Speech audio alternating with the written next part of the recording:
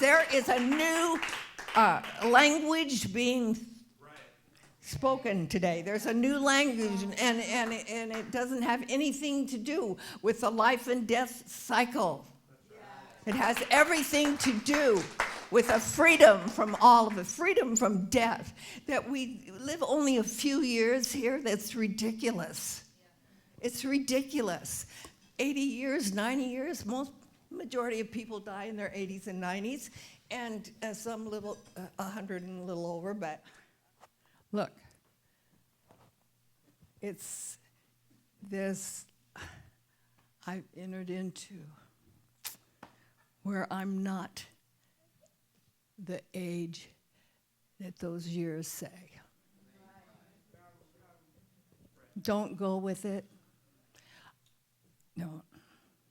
I used to worry about it all the time, about being a female, and I was speaking physical immortality. And I was always concerned about, what am I going to be like when I get 50 or when I'm 70? What am I going to look like? And then into the 80s, and that's where I really felt a lot. Because that's like really, you have a few years. 86, you got, a few good years. Any age only has a few good years, unless there's a change. But there really, there really is a lot to be experienced when, like I've been speaking physical immortality. I was awakened to it 60 years ago, and I'm stronger with it today, and it's taken on a different form, and it's better than ever for me. But yeah, but I'm not stuck with time. I have opened the door for me to have a future. Open the door for you to have a future and feel it in your gut. Feel it. Is there possibly something new for humankind that we've never seen before?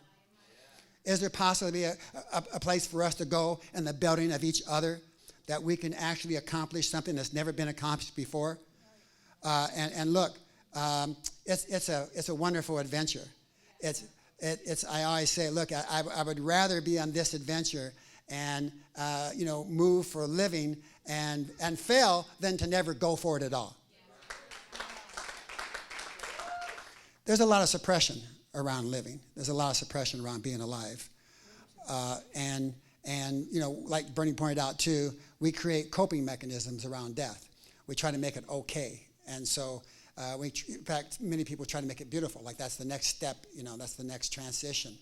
And whether there's a transition or not, I'm not going to argue that point. I'm just going to say, why not transition on your 2 feet and not die? Why not change? Why not have a metamorphosis of your own body, like a caterpillar has out of its cocoon and comes forth new life and the beauty of that new life? Why not have that?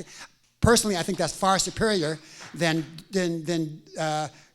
becoming some decrepit state, completely burn out and wearing your body out and fundamentally suffering through all kinds of diseases and illnesses and then passing away. I feel by a metamorphosis that you're constantly getting better, I think is far superior than the dying.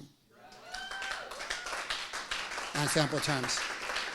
No matter what we've been taught, no matter what we've been programmed, and we've all been programmed on one level or another, until you break that program, that death is inevitable, and that's the way it has to be. And so we try to make something good about it. And really, I personally see nothing good about it. I don't see anything good about people seeing people, especially people that you care, but any human being suffer. But what we're talking about here can and is ending that suffering. We can live now in a world, instead of talking about a beautiful kingdom sometime down the line, a beautiful place that we're all going to be, we can have that right now, and that's what's exciting. And build on that and make that grow.